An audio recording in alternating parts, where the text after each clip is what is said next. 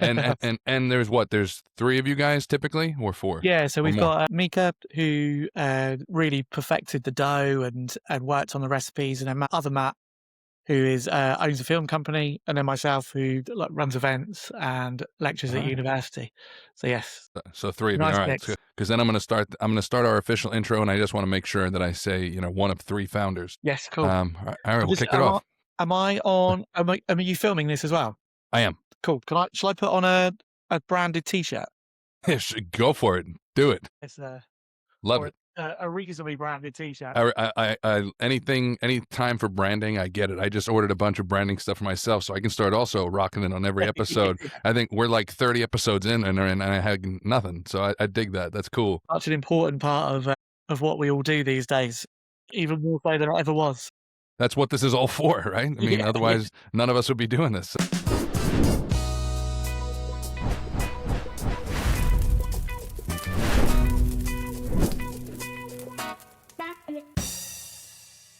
Welcome back to the Holy Hot Honey Hour, where we get into the sauce of the people that make food culture what it is. I'm your host, Matthew Zeiss, and today, without my co-host, Garrett Klein, because his wife just gave birth to a brand new baby boy yesterday. I'm sure this will air sometime after that, but we are joined by our special guest, Matt Sanger, one of the founders of Five Burrows Pizza in Winchester, England. Welcome to the... Thank you very much, Matthew, and congratulations to your co-host as well. What a momentous occasion. Yeah, but he's not here, man. Come on, priorities, right? No, I'm kidding. Yeah, no, he's been psyched for some time naturally, and little inheritor of the pizza legacy. Amazing. Well, he's currently changing diapers or getting no sleep. Well, Yes, yeah, right. I'm sure that I can't even imagine. I talked about this with him, but like I didn't want to get into detail with him because I'm like, it sounds so. I mean, he is a pizzaiola all the way, so he's there like 70 hours a week. I'm like, how are you going to balance this shit? That's crazy, you know? very difficult. Very difficult. Yeah. I'm sure you So can get one of those little papooses and just like carry him around. Carry the yeah, baby around. the baby will just naturally have a dough hair going. Yeah. So now I found out about you guys from when my co-host Garrett and I had set up a meeting with Paulie G, and it turned out apparently you guys had done the same some time ago, and he must have had. But well, I mean, there's a whole big story, and I'm going to wind up tripping over my own questions because I saw back when like it was like this one of the first things you guys ever posted was a montage of New York aesthetics, and Paulie's logo was I think the third or second thing in the video. So what was the draw to New York pizza? Because you're European, so I would have Italy, I guess those grounds are covered. Yeah, I mean very much like you can Neapolitan pizza almost on every corner. And obviously the big chains, Domino's, they're still as dominant here as they are everywhere. But I lived in America for a bit. I lived over in San Francisco. Uh-huh. And when I was at university, did postgraduate studies over there, and just got into the slices. I mean, it was an immediate thing. You go to a bar, Yeah. at the end of the night, you got the pizza place next door, get a slice, perfect food, perfect dinner, pre-drinks and post-drinks, all worked. Man.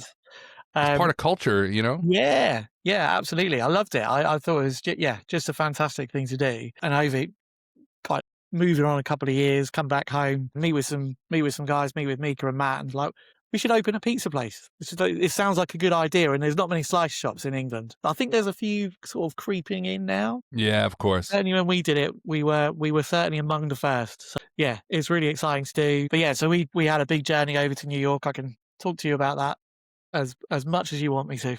Yeah, man. Like first and foremost, I completely, as someone from the States who now lives in Europe, the commodity of a slice shop is really unexamined for the most part.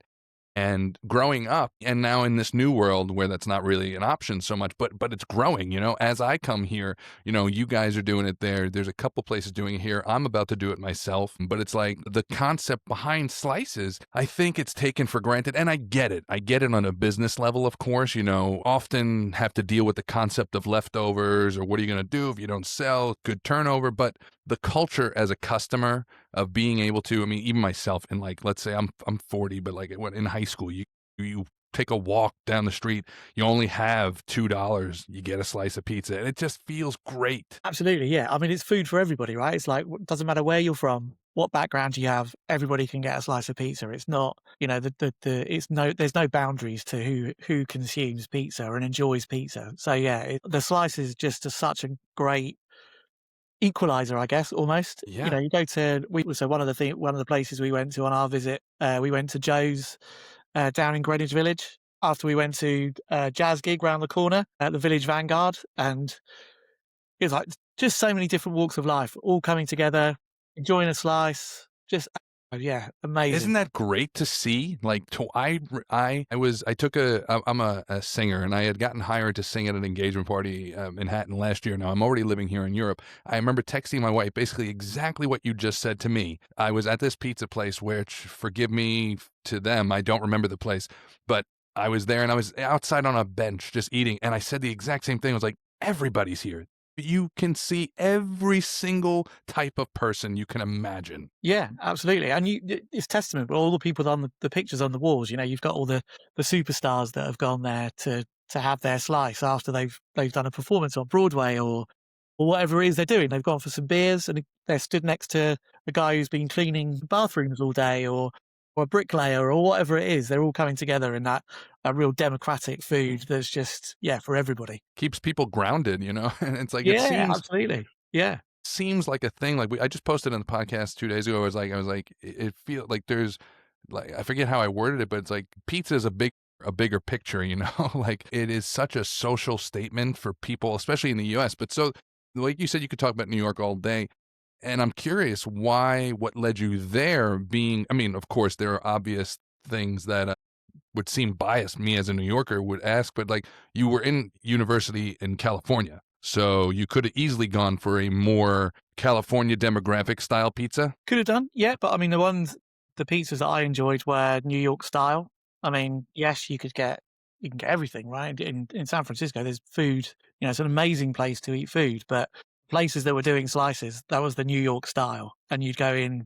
So I remember there was a place we used to go, and right next door, literally come outside after you've had your pictures of Pabst, turn left again, and you're in the pizza place and getting a slice of pizza and watching David Letterman on the TV behind you. It's like, oh, this is great. This is That's a visual right there, man. yeah, absolutely, man, absolutely. And it was just brilliant.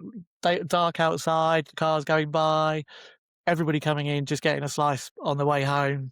Yeah, just fantastic. I love that. But so when you went to New York with your partners, was that your first time trying New York pizza, or had you tried it, like, I mean official, like, in New York pizza? No, so I'd been to New York Okay. before. So I've actually got some friends who live in New York State now. A friend of mine used to live on, what was it, 89th and 4th, I think, somewhere over that Okay. way. There's a pizza place on every corner. So I'd had New York pizza in New York before, but when we went on our trip, Mika, myself, and Matt, we'd never been before together, and we're like, right, we're going to go to as many pizza places as we can. We tried to go to one in every one of the 5 boroughs. I think, did we make it? I think we did. Yeah, we made it. We made it to all the 5 boroughs, but Even if you didn't, you would still have to say you did, because the name of your business. Exactly. We certainly we traveled around. We did a circle. It's like went to a Yankees game at the Bronx. Sorry, Mets fans. No, And then but that's awesome. And we went over the Veracano, so it's like we did all the things you need to do to go out. You know, we went on the Staten Island ferry, all of those things to make it feel like it was a real New York trip, but all in about 48 hours. So you gave somebody the finger, you pissed on the street. No. Absolutely, all that. No, but I really respect how many pizzerias do you think you ate we went in to total? 6. So all right. it was pretty heavy going, having that much pizza in 48 hours. It's like we had to sleep some of the time, and obviously we had to drink as well. So that was important. But you were also professionally inquiring, you know? Yeah, exactly. It was very difficult to justify to our wives. Sorry, our partners, everybody who's they're listening or watching this afterwards. We're very sorry. We're still apologetic that we didn't take you with us. But no, it was a great trip, and Paulie G was one of the characters we met on that trip, and he was just so generous with his time for us. So he met with his place over in Brooklyn. We walked up. We went to his original place that was the pizza place, and then we went to his slice shop. Incredible guy, just Yeah, just brilliant to Absolutely. spend some time with him. Well, you said it. You said it. A character. He is a legitimate character in the best sense of the word. Yes, yeah. Well, he was at that time. He was just waiting for his hats that featured. You know, when he got hit with the baseball at the Yankees game. No, I didn't know. He was. I think he was getting some hats made that had his head like getting hit by a ball. So I still, if anybody's got one, please, I'd love Yeah, to have one. man. When I see him, I'll ask him if he's got one, and well, I know he came over twice, right? He was there for your opening, Yeah, roughly, right? And then came back again recently. yeah, Because we had him on the podcast, I think, like 2 days before he came to see you guys the second time. I mean, he's great, man. He was also generous with his time with us. I had explained my situation as a New Yorker. Like I had worked at a pizzeria at the time, but I was like in the back when I was much, much, much younger. And moving here, I was like, I really missed that New York pizza. So I needed to study how to make it. But then along the lines, Paulie's, aside from him being a character, because I said to him, the reason I believe, aside, he's the first one to be like, oh, I make we make a good slice. It's not the best slice, it's a good slice. The reason he's so successful is him himself, and the aesthetics of that place are unbeatable. yeah. It's great. Yeah, it's And like then you a guys nostalgia followed trip. in suit. Yeah. But you guys, you didn't.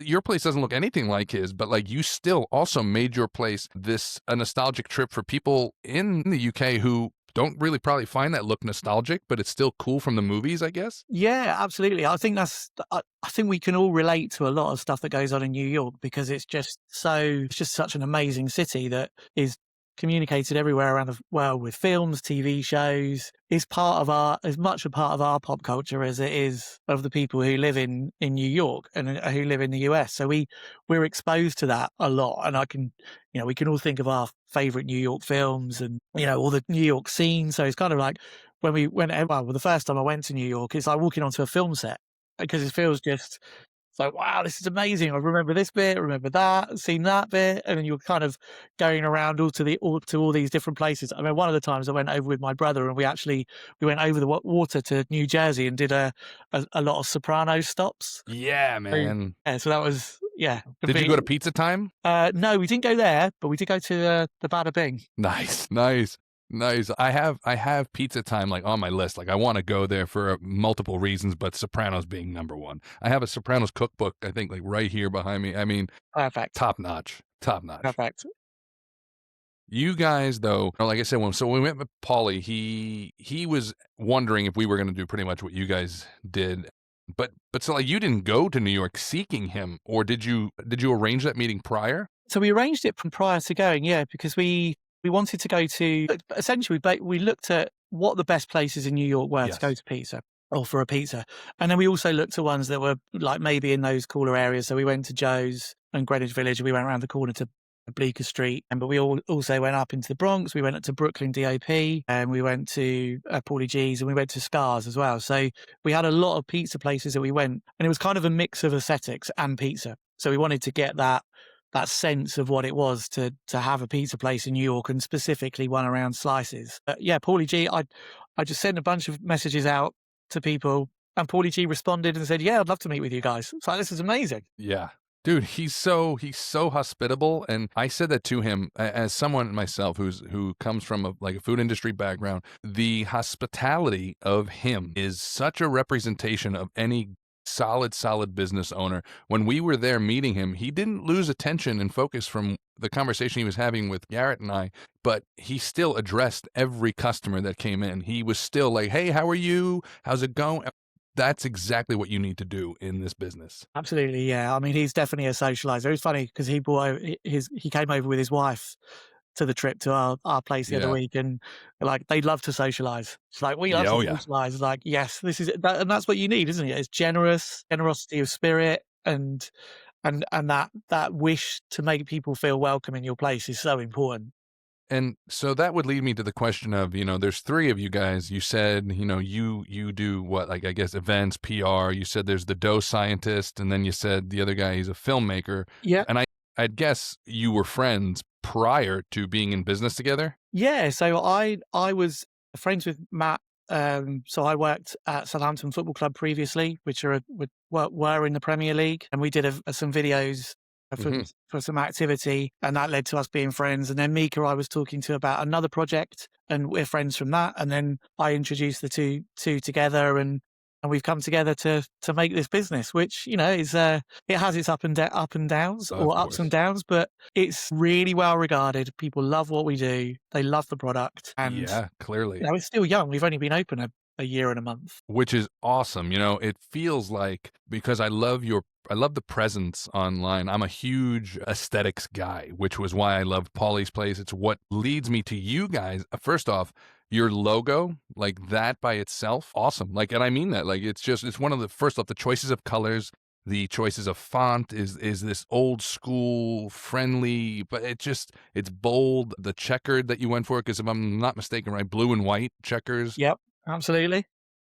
I love that. And so what I was going to transition into was like, so which one of you guys is the hospitable, like on the floor most of the time, or do you kind of split that responsibility? I think so. I mean, Mika's there the most out of all of Mhm. us, because Matt and I have jobs that are like, well, they're completely, they're separate. They're further away. But yeah, I mean, Mika's a guy who's there a lot. We've got a general manager, I'm an assistant manager, but we're all pretty hospitable. I mean, we like to make people feel really welcome. So yeah, we're all very much that spirit. Are you guys like, I mean, yes, say you're open, your hours are actually broad. Like you guys you're open a lot. Yes, yeah. So we want to capture that lunch crowd. So if you're just coming in for a slice, to get kids as well, like it's affordable product for kids at a time when things are not that affordable for a lot of Yes. people. And then you can get the dinner crowd in, and then the late night, or the people that have come out of the bar. We're not quite open until 1, 2 a.m., but then Winchester's not really a place that has too much of that like expectation. Born from fire and sweetness, forged in flavor, fresh chilies, raw honey, real warm, aged to perfection, balanced by nature, smooth, rich, and just enough heat to keep it holy. Holy Head Honey, divinely sweet, sinfully spicy. And what made you guys choose Winchester? Because, like, I mean, I'm assuming you live there, but, like, maybe you don't. Because there's other bigger, quote, you got Manchester, Brighton, London, but you guys chose Winchester. Yeah, so we all live in Southampton, which is about 12 miles south of Winchester. All right. Winchester's got a really good food scene. So it's also really, it's quite a compact city centre. So what it's good for is people that are walking around, they can just see your product, see your place. They can go in, they can try it, and then they can go off and do different things. Like Southampton's great, but it's quite spread out. So it doesn't Okay. really, it has a centre, but that's kind of it's quite pretty dominated by mainstream sort of places really, and not independents. Whereas Winchester has a really good independent food scene. So it made sense for us to look at that as a market and a place that we thought people would get it. I think that's the other thing as well. You're like, right, okay, Yes. probably people will get what we're doing in this place because they're quite open to different food types. So That's and different important. food concepts. Yeah, that's very important, of course, to know your demographics. I love it. Excuse me. The thought that went into this, the studiousness of it, and that's how successful businesses are born, knowing all avenues and angles of this. You said earlier that Neapolitan pizza can be found pretty much everywhere. Where did you, like, are there other pizzas that are kind of in the same family as New York pizza that aren't slice shops by I you? don't, not in Southampton. No, I would say, I mean, in London, yes, you can definitely get it in London. There's one that's opened up in Bristol, so I don't know how much you know about Bristol No. but Bristol's a pretty big city, and again, what it is it's a good regional city that's quite large, but it's very concentrated. So, and it's got a really open-minded community that seeks out these different products. Sorry, the sun's setting in my eyes.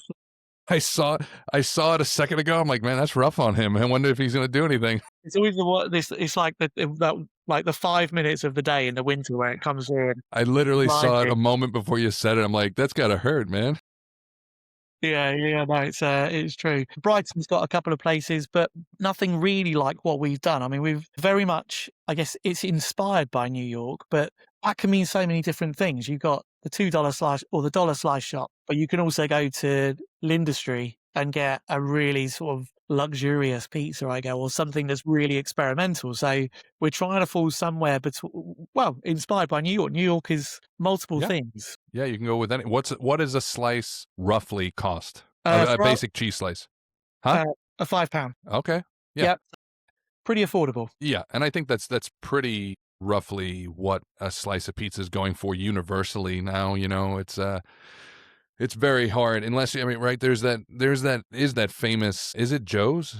Where is like the famous $1.50 slice that's still like whatever, I can't remember what it is, but it depends where you go. But £5, like, cause right, that's roughly around $5. I think, yeah, I mean, conceptually, yeah, because in terms of the way, like the way wages work, yeah, it's pretty similar to that. Also, it's the same. You pay that for a slice of cake. Of You know, course. you go to a shop and get even a croissant now is costing like £3.50, £4, and it's like, this is really basic, and it always felt like it should be cheaper. So yeah, I mean, the cost of producing it has gone up. But we've tried to keep it so it's affordable for people to just come and get a slice. So if we've got student deals, so you can get a slice and a soft drink.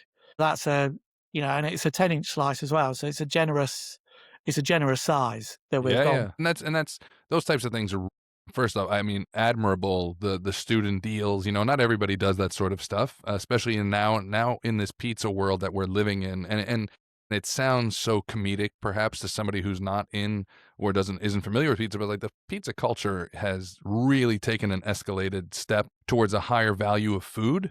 Yes. No, it was this thing like 20 years ago. It was just this cheaper not looked down upon. It was just, common late Friday night thing. But now it's, this person's, like you mentioned that there's a dough scientist pretty much on, like, and everybody has their thing now. COVID really opened up the door for that of Absolutely. just studious people, just like, I got time, let me figure this out. Yeah, and I guess Instagram and social media has grown that as well. Our access to what people do has just grown. It's kind of like, if you think back to coffee, like years ago, it was just not a crappy little cup of coffee, but it was just a fairly basic cup of coffee. And now it's like, that you've got pour overs that are extremely, delicate, and everything else. It's like, the idea of just getting a cup of coffee with your breakfast has changed dramatically to where people put it as a hobby. It's like, everyone's a connoisseur now too. Yeah.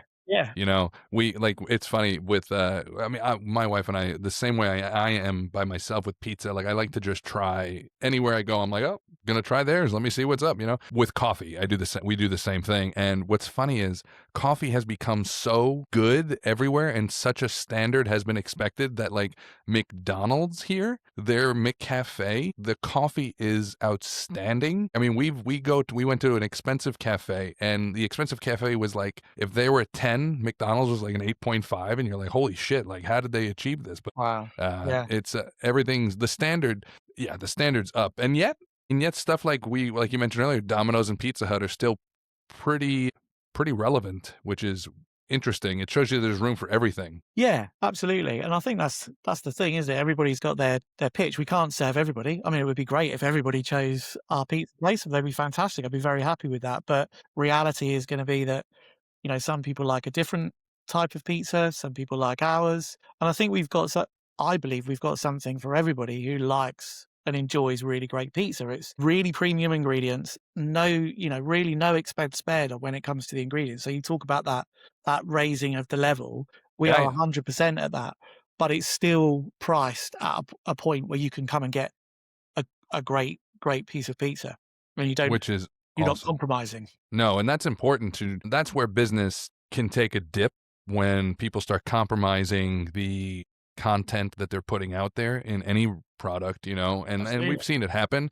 When you think about mentioning now, like I mentioned Domino's Pizza, it's hard to know what the original ones tasted like, because that over time their quality for sure took dips. They started compromising on things, and we are not in that period of time. So I'm sure you've heard of Prince Street Pizza in the States, and now that's this big chain, but I can't imagine them ever compromising on their ingredients, because we're just not in that time anymore. What was the pizza slice in the States that you guys had where, like, this is what we need to aim for? There had to be one, I'm sure, that stood out. So I think, Paulie G's and Scars, I think they're the two They were the two that we had. I mean, we only had 48 hours, and we did have to sleep and travel within that period, so we couldn't go to everything. So next time, maybe we'll go to some more. But those two were definitely the ones that really stood out. And we worked with a guy who we met at Brooklyn DOP as well, which was really great. A guy called Josh. He was incredibly helpful and helped us. You know, anytime we had questions, or anytime Mika in particular had questions about this kind of dough, what do you do? How do we treat it in this type of these conditions? He was just really helpful on and generous again with his time to support what we were doing. So yeah, no, shout out to him as well. Couldn't have You done it said without from him. DOP? Yeah, so he was there at Yeah. that time. Yeah. Yeah. We're having. I'm literally in conversations with them over the last couple of days, getting them out as well. Amazing. What we've learned in this podcast and just in this community, as I'm sure you guys have learned as well, because you're right, you said you're only like a year and a month in. It's like it's the most welcoming community and most helpful, considerate. It's just a very sharing, open field. And what you come to hear is that it wasn't always like that in pizza.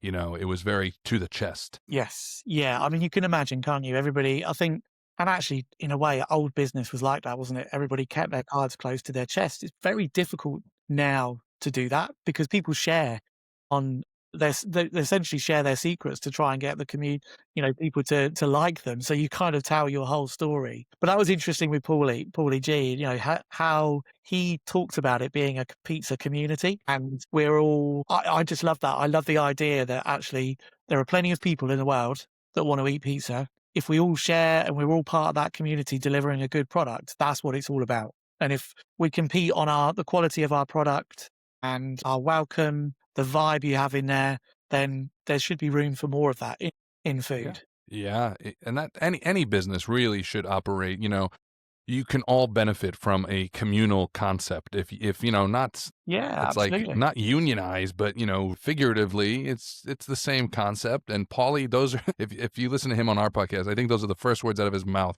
Is it's a pizza community. It's just like and because I was like, oh, one of the biggest names in the business. He's like, thank you very much, but it's not a business, it's a community. First words, but I love that he's preaching that and he's so adamant about it because that's wildly important. And he's not Absolutely. a pizza snob either, which on the episode we did, he said, and I don't even know if you know what this brand is. I'm not sure if they have it anywhere else. Elios Pizza.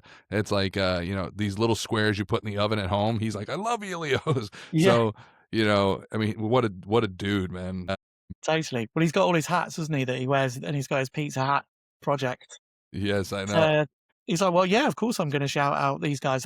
They make great pizza. It's like, oh, he's just a good person. It's a good way to be. And you mentioned before, you said like you find other places now starting to pop up, sneaking up in your area, kind of thing like that. Do you find anybody reaching out to you guys the way you were kind of mentored in a way by Paulie and whoever else? Yeah, well, interestingly, we had a guy called Vincenzo in Bushey, which is in North London, and his pizza place is widely regarded as one of the best pizza places in the UK. And he actually got in contact with us to come down, visit, and seeing us with Paulie G and seeing our attitude as well, and came down and talked about what he wanted to do for Central London. Of course, we're going to welcome him. We were welcomed in by people like Paulie and say Josh at Brooklyn DAP. So we'll do the same. And now Vincenzo is one of our friends. He invited us up to his launch party in Soho last week, or Shoreditch, sorry. So yeah, it's great. He's part of that, and he's the best, and he likes what we do. So it's like it's good validation, but it's good to share as well with those guys. Yeah, of course. The social media presence has such validation when you have a person like Paulie who has become such a face of the pizza community, and then creating that camaraderie, validation like that. Vincenzo is actually the name of Garrett, my co-host. That's the name of his pizzeria in the States. Amazing. Yeah. But that's a whiles away from you guys. That's not on top of you. No. I mean, London is, it's an hour on the train, so it's very unlikely that someone's going to come out of the theatre and then go an hour to well, even further because it's over in East London, so it's not a direct competitor in any way. So yeah, no, we're more than happy for him to do well. Yeah, of course. It is, and I mean, this has to be. I haven't read anything on it. There's no, but there has to be the busiest time for pizza. I mean, it just has to be. It's everywhere. Everyone's trying to elevate their game. The New York style is like kind of going. It's transporting itself to other countries a bit. Where I am, it's a very Middle Eastern influenced pizza, Right. and I just went to a buddy the other day in Malmo, Sweden, and they also they did pretty much what you guys did, where they went to New York, they hit a bunch of places, and the industry that you mentioned earlier, that was their favorite. They went to, I forget, but the whole thing, the studiousness of that New York pizza vibe, and then trying to bring it to Europe. So it's fun to see more of that, and I'm trying to bring that to where I am kind of locally. As a New Yorker, I feel like there's also a good shtick with it, like I can really sell the fact that I'm from there and Yeah, toss well, on an yeah. accent that I don't really care for. You've definitely got that in your favor, that's for sure. Yeah. I'll be like, "Hey, welcome. Can I get you a slice?" What, Says, "Oh, it's authentic." Well, you have to come over to us and come I would over love to, man. and visit and yeah, see how we do it, and then hopefully you can take some stuff from us. Yeah, man, I really would love, I have a friend who has a bakery, and I'm going to start doing just like kind of private exclusive sales from her spot for a bit, and just get the word out there, let people start developing, like, you got to try this pizza. And yeah, did you find yourself, once this business started, getting deeper in, like, there had to be a moment, like, you guys could have easily been like, "Oh, let's open up a burger spot," but instead you're like, "Let's open a slice shop." So like, there had to be already, I guess, a passion for the concept of pizza within you, or no? Yeah, absolutely. And I think the real passion for me personally is the generosity of the product. It's and the very it is for everybody. And I think when you look at Italy, Italy has everybody from all walks of life can get a slice of pizza. Same in America, all walks of life will get a slice. I really like that. I really like that idea that there's something for everybody. So I think pizza really lends itself well to that. There's a little bit of being able to choose what you want as well, which is really cool. But yeah, all be together, which is and I think the other thing what I really like about pizza places is they are not uptight. You don't go to you're not going to go for an uptight pizza. That just doesn't work. It's going to be loud. It's going to be confident. It's going to be really welcoming and friendly and noisy. And that's brilliant. That suits my character. So it's like, right, come on in, have some great food, be well fed, leave really happy, and leave having a really good time with your friends. That's or family or whatever that is. That is what it's about for me.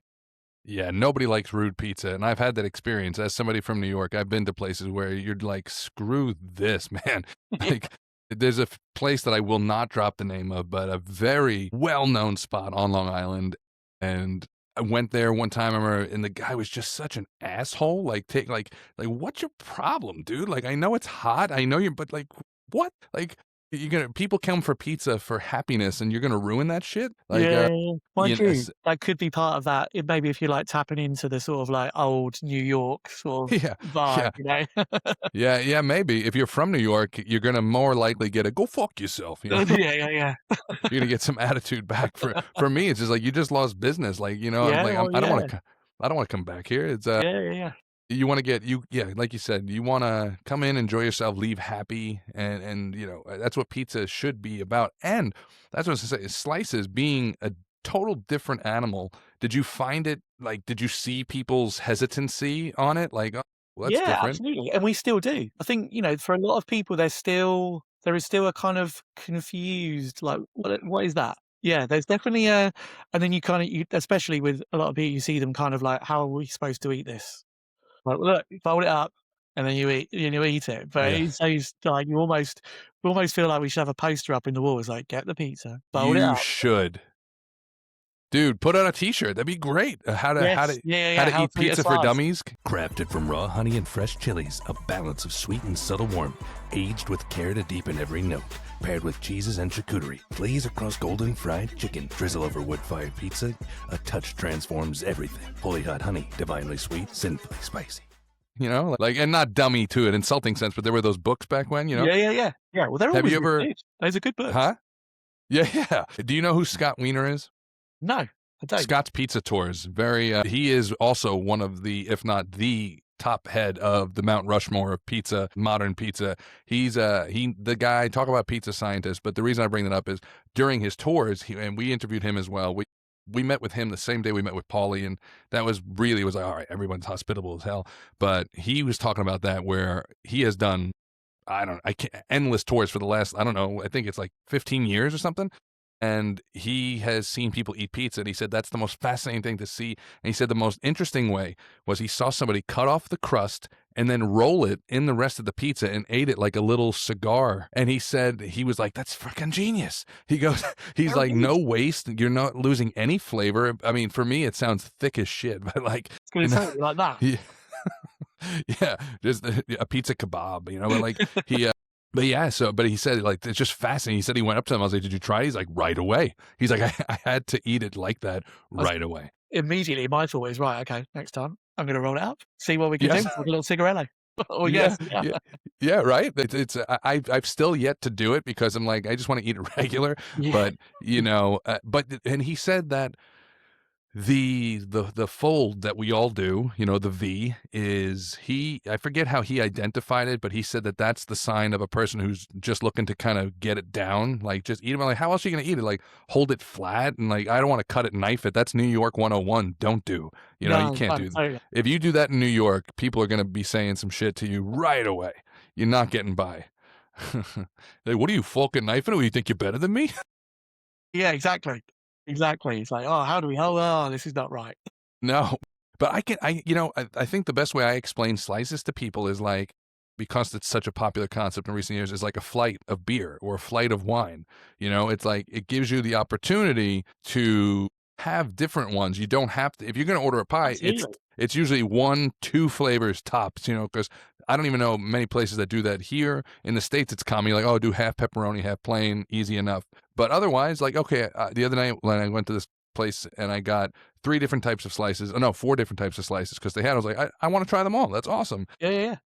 So that opportunity, that explanation for people seems to kind of translate sometimes because, Yeah, I think that's a good way to look at it, isn't it? It's you can have different flavors, and it's affordable enough for you to have multiple types and not miss out on one. The only problem I find with that is when I have the really good one first. I know. And it's like the second one's not quite, I mean, it's still good, but it's like, but that one was really good.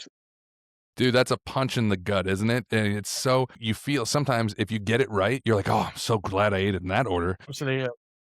I go through that often, but I think people in your position, my position, eventually your palate gets kind of used to flavors. So if you can read the ingredients, you're kind of aware, all right, I should probably eat it in this order. Absolutely. Yeah. Yeah, if you eat it backwards, I mean, you're screwed. Like, so like the other night, I got a plain cheese slice, this garlic kale slice, and this sweet pear slice that had gorgonzola, rosemary, walnuts. And it was just like, all right, well, I'm going to have the plain one definitely first. I can't not have that first. That would be crazy. And then the pear one, and then the garlic one last, because garlic's going to kick harder. It wasn't my favorite, the last one, but it's like that order still made the most sense. I think that makes a lot of sense. Yeah, definitely. Thank you. That middle one, the pear, that sounds amazing. It was fantastic. So for starters, and I still got it because I'll try any food once or twice for that matter. I'm not a gorgonzola fan. I'm not a rosemary fan, but it still sounded so interesting. I'm like, I like to experiment my flavors and let me see, like, what if you never know. I try to teach my kids, like, yeah, you don't know if something's good until you try it. And the worst thing that's going to happen is you don't got to eat it again. Exactly. So, but it was fantastic. It was caramelized pear, melted gorgonzola cheese, rosemary, and then crushed up walnuts and no hazelnuts. Sorry, hazelnuts. Oh wow, okay. Oh my, my mouth is salivating. Just man. You talk about it. It's like, this happens every podcast for me. I get off every podcast. I'm like, hungry as shit. No, it was great. And that's a place also. Same deal. Slices are just not a thing here. I think there's like 3 pizzerias in the whole country that's served by the slice, and these guys are one of them. Yeah. I think that's it. Like the traditional pizza here, very much, almost like started with a Pizza Hut, probably. That like certainly popularizing pizza, and that is, everybody knows what that is. Deep pan, round, not too big, but yeah. So slice is like the next evolution of pizza in the UK, I think, or Europe. Yeah. It's slices, again, once you see the convenience of it, because as you mentioned before, right, like you can go to a bakery and get a slice of cake. You can get a croissant. It would be weird as shit for most people if you went to a bakery and you're like, yeah, and you have to get a whole cake, you know? Yeah. People would eat a lot less cake. So it's just like pizza sales, it'll be different, and it's an adjustment because, as you guys know, I'm sure there's some concern, right? Like if you're of what the slice is going to happen, how much turnover, how much is left at the end of every day, blah, blah, blah. Yeah, I don't know if it's a thing anymore. You don't have to say if you guys do it, because I'm not even sure if a lot of people do it. When I worked at the pizzeria, I know sometimes guys, they take the pizza from the day before, just put it in the fridge, like on a plate, and then put it. No, exactly. Most people Absolutely do not do that. No. Yeah. Oh, totally No. not. No. No, I know. No, there's a limit. I mean, we have it in the cabinet waiting for, when people come in, but there is a strict time limit on how long that stays in there, and then it goes in the bin. Because we don't want to give people a substandard product. Absolutely not. No, or food poison. No, I'm just kidding. But no. Yeah, that's worse. Oh, we've all had food that you've gone into. You're like, that's not fresh. Like, I know that. Yeah. I remember going in the States. Do you have 7-Eleven in the UK? No, not really, but I know the brand. Stuff like it, yeah. So and they had they had pizza. I remember I forget, and then like the pizza came out, and this dude who's cashing out in the front, he's like, "Hey, dude, you should get us, like, it's fresh." I'm like, "Yeah, sure it is." Like, yeah, I'm sure shipped in from Pennsylvania in the morning or whatever. Exactly. Yeah, I'm sure it's real fresh. Great. Yeah, I'll jump right on that. Yeah, no. I just love watching the way pizza's developing. Again, that the U.S. whole, and it's funny, in the U.S. slices are more pies only spots are popping up now. Yes, it's like this reverse. Yeah. We noticed that, and it was it's very interesting to us. I mean, we do whole pies, so of course, we have that as well, which is that's how people consume pizza. You still go to Italy, that's how people would consume pizza. But we have noticed that, and definitely more of the Neapolitan style that we're really used to.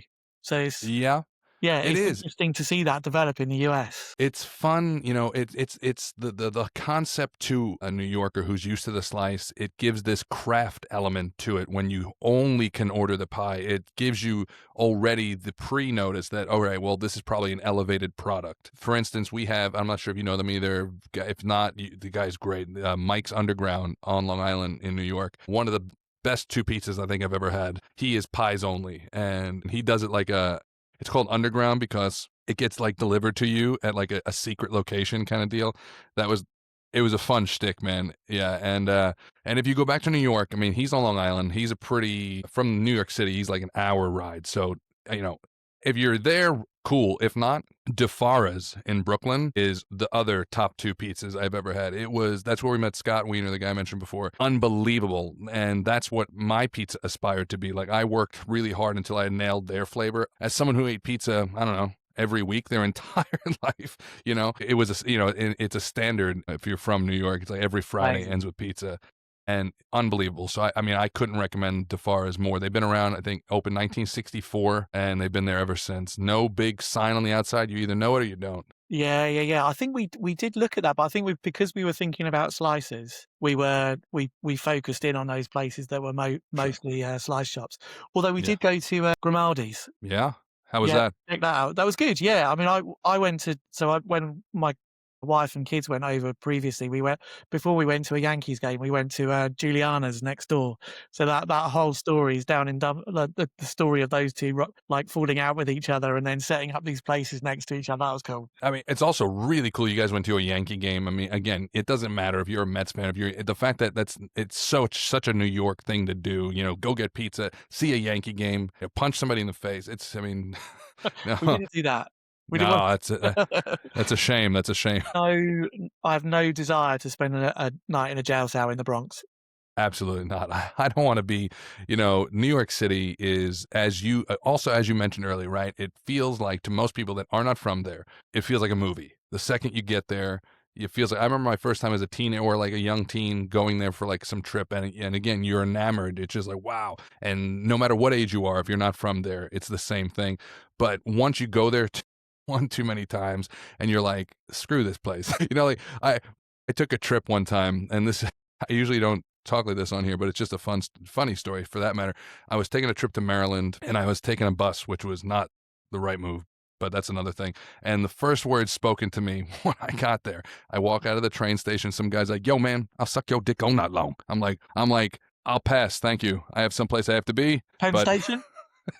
Yeah, and it was just outside of like one of the exits from there, and some dude casually smoking a cigarette just shouts this. Like, it's a crazy place to be, man. Another quick story. I've never told this on here.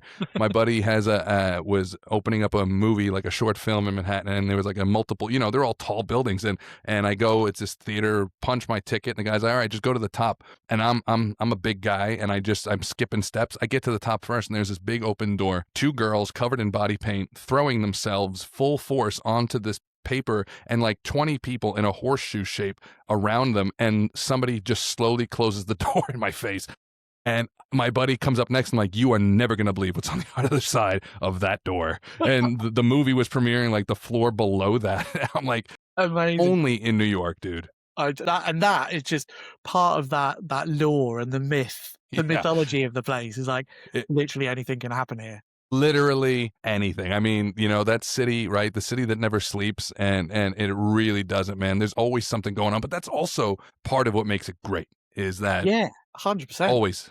100%. Always something. When I went over there on one of the visits, I remember the feeling of walking out of my friend's apartment and just, it felt like a wave just took you. And it was like, yeah, I'm alive again. As soon as I've walked out of this place from waking up, we've gone out. It's like, yep. Right, brilliant. We're on the wave again, and we are moving. Isn't that awesome? Like, it's such a feeling. It's electricity is really, absolutely. What I chalk it up to is the congestion of people. And I don't say that insultingly either. It is, if you live in a very rural area, like I live in a much more calm situation. The second I arrive in New York, your body's just feeling all of this. There's so many people, so much momentum going by. It's impossible not to feel that electricity. Jerry Seinfeld talks about it like that too. Like, he would never leave just because he loves that feeling. He loves that like this anxiety that just electrifying the air. Yeah, absolutely. It makes you feel alive. I think it does. The only, or one of the few places I felt that outside of New York. I mean, I've been to a lot of big cities, but India is one of those places where you feel like that because it's just so many people. It's so noisy, it's so vibrant, and it's a similar thing. It makes you feel alive as a human being to be surrounded. And we all need nature and those breaks and the peace and everything else. But yeah, my goodness, being in the city and being in New York I could never live there, but visiting it is always fun. Like, we took our kids there 2 summers ago. We're going back for Christmas, and which is nicer because it's cold and the city doesn't smell like pee. But when you go there in the summertime, we went there in July, and it was as hot as you can ever imagine. And the first words out of my daughter's mouth, she gets out of the train, she's like, "Smells like old pee." I'm like, "Welcome to New York." But so back to you guys, because it's New York stuff, I mean, there are standard pies that you do, but like, what is there out of the box, or do you guys try to keep, pretty standard slices? So we've got our standard 5, which would be cheese, Italian sausage, a veg of some sort, which is usually a mushroom, and then a marinara. So we've got our own marinara sauce that some people still think is just a tomato sauce. It's like, it's not. It's something that's created. Yes, and of course. It has its own flavour. And then on top of that, then we do lots of specials. So at the moment, we've got a carbonara, which is amazing. It's just such good taste. I mean, a carbonara is good anyway. So I have, it's like got the no cream. It's like, this is proper. So it's with egg and, it's just, amazing. That made me salivate. Yeah. Honestly, thinking about it now, I had a slice last night. It was like, this is superb. Power up your pizza, boost your chicken, upgrade your charcuterie board. Fresh chilies and real honey combined for ultimate flavor mode. One taste and boom, you're in the sweet spot. Holy Hot Honey, divinely sweet, sinfully spicy. Yeah, we do all sorts of other buffalo chicken, andouille, stracciatella. What's that last one? Andouille, which is like it's a pork, but it's a spicier pork. So it's Italian. It's popular I read you guys did some local pork thing, right? Yeah, so we've just done like a Christmassy type one at the moment, which is a hog roast. So a hog roast is very typical food or traditional sort of food in England, where a Mhm. whole pig is cooked and Sure. then kind of carve it off and then serve it with an apple sauce. And Hampshire is at the state or the county that we're in is Yeah. actually known as like it's the pig that we are the Hampshire hog. So our pigs are kind of famous, and that's amazing as well. And it's like Does it have apple on it? we put like an apple sauce on it. Yeah, Wow, that's cool. yeah, That's really good. really fun. I love that, man. Different is great. Yeah, and it's super tasty, and then also like a little bit of crackling on it. So of course, when the pig when it's cooked, you'll Yeah. get the crackling of the pig skin, and you just sprinkle a little bit of that on to add a little bit of extra crunch. Delicious. Has that become popular? Because it sounds great. I think it is popular. Yeah, we've only been doing it for the last week and 2 days. Man, Again, lots of people, you've got to get the seekers that want yeah, to of course. try something different, because it's like, well, you could have the hog roast or you could have the Yeah. pepperoni. It's like, I know the Yeah. pepperoni. Yeah. You'll have the other people that are like, well, I'll try that one. I The wanna try the new percentage thing. of people that, it's so hard to get people to really you have to be a seeker, like you said. You have to be a person who seeks new stuff, because most people, they just want what they know, and I respect it. I understand it. It's like, I'm not looking for an adventure. I'm looking for what I know. I am looking for an adventure, a flavor adventure, like. Yeah, absolutely. And I think that's a good thing. And your place can do it as well. You can have your standards, Yeah. the ones that everybody goes to, and then you can have those things on the side. It's kind of like, I guess it's like music, isn't it? You've got your Taylor Swifts and you've got your Bruce Yeah. Springsteens, or you've got your way out there ones like a Flying Yeah. Lotus or something Sure. that's got Panda Bear or something that's a little bit different. That's like, Yeah. right, we're going to explore over there, but Yeah. these guys over here. But the good thing is, they can all eat together. They don't have to be in separate places. You can like all of it. And yeah, it is just like music. You're right.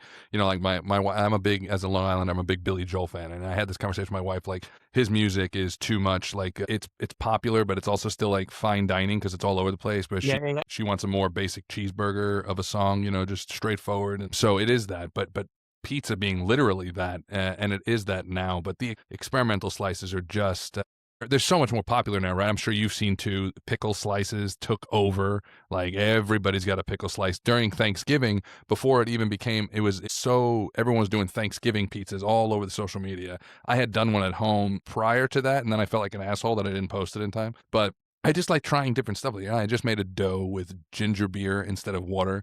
Really delicious. Oh, nice. It was, just pizza. You can experiment. Like you said, you can have your standards. And I also read that you guys, and this sounds, I'm so glad I don't live local, because bottomless pizza parties, Yeah. dude, you'd have to roll me out. How does Yeah. that work? Well, you pay your money and you get as much as you want. You just keep going back for slices. I mean, the record is 12 slices. So you can imagine that is a 20-inch pizza and half a 20-inch pizza. That's a lot of pizza. It is. That's I've done kind it though. of, getting a fever dream when you have that. You're getting a bit of a, whoa, everything's going a bit weird. Yeah. And you got to be prepared to be pretty corked up for a good while, I think so. Is that Adam Richmond guy, the man? I'm sure it's like someone's going in and doing like really big leg workouts before they come in and have those. Yeah. We get a lot of the gym people coming in. It's like, right, let's go this. Let's gonna do Carb our load. slice, yeah. And then they're there at like 9 slices. Like, that's too much. 9 slices is so fun. That's such a, because it's that's a pie and 1 slice, and it's just like, I've done that. I remember I told somebody the other day. I remember vividly going home one night years ago, and there was pizzas at home. I had 1 full pizza and 1 slice, and I thought, like, you piece of shit. Like, what kind of animal, But like, if you said to like the gym thing, the carb load, it's that's dangerous road if you're someone like me with fat brain, because I just love food. I love pizza. And I was training for something specific years ago, and then just by sheer happenstance on the way to the gym, I grabbed 2 slices at pizzeria, get to the gym, and I'm huge. I'm like, wow. So I was like, you know what? I should do this every day. That didn't work out. No. Yeah, don't do it every day. No. Or just go for the but whole pizza and then get some tiramisu or something. I don't know. yeah, but bottomless pizza parties, yeah, I get it though, because you're rolling the dice, right? That most people are not going to eat their weight in pizza. No, most people don't. Most people will have 2 or 3 and then That's crazy. yeah. 2 or 3. That's Well, a 3, snack. yeah, 3's a big. If you so I did an area calculation for a 20-inch. It's 2.8 times a 12-inch pizza. So Okay. you think, okay, well, 3 slices. That's quite a lot. That's almost like a whole pie or a All whole right. 12-inch pie. Yeah. And those people that are going in excess of that. It's like you imagine like putting 4 12-inch pizzas in front of someone and saying, right, eat those lot. That's kind of what Yeah. it would be, or 4.5 or Yeah. 5 of those. I'm sure, dude. I've had this conversation before because it's always mind blowing to me to hear things like that. I mean, I would say standard. If there's pizza, I'm having at least 5 slices. I mean, that's at least. And Nice. maybe I top off at 6, and then I convince myself at 6. I'm like, all right, now I should probably stop. But like, if I wasn't, it's yeah. So maybe it's good we don't have it by the slice here. But so with Five Burrows, are you guys gonna, because we're about an hour now. Are you guys going to branch out? Is there plans on franchising or hopes? I think we'd like to. I think it would be great if we could get it to different places, and I think what that would also give you, we've got the branding, we've got our product. It would give the opportunity to maybe do something slightly different in another location. Not the same, absolutely the same product. Oh, sorry, my dog's barking. No, it's all right, man. Same I product. hope it's your dog. Yeah. So You're not like, one my that's wife's so loud. running. She's your uptown girl, remember? Yes. Yeah, we'd love to do some more. If the opportunity was right and it presented itself, then yeah, we would like to do it. But again, it's got to be right. And there's no dreams of becoming the next Starbucks and having one on every street corner. And maybe our future generations, our children, maybe might achieve that. But I don't. That's not going to happen in my lifetime anyway. I mean, and I mean this sincerely. I think both the name, the logo, the colors, it's very franchisable. Like it is. I don't even know if that's a real word, but it is now. I think it's completely franchisable. It's such a Five Boroughs. Like it's such a good name for a location. Of course, as a New Yorker, it's a different terminology there, but to be associated as a brand, I think is actually really good. It's good word flow, rolls up the tongue nice. The colors, again, I love the aesthetics. So for me, I hope that does happen. Well, for thank you you guys. very much. No, I appreciate it. And I must say, I have to shout out to the guy who designed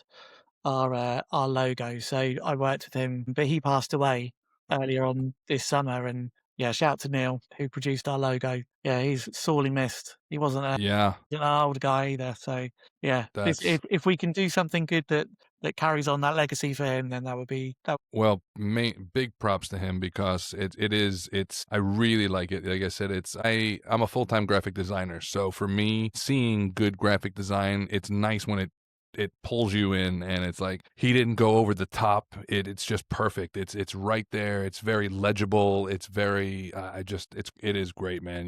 It's old school while maintaining this new school like bubble appeal. Really great stuff. Yeah. Oh, thank you very much. Do appreciate that. Yeah.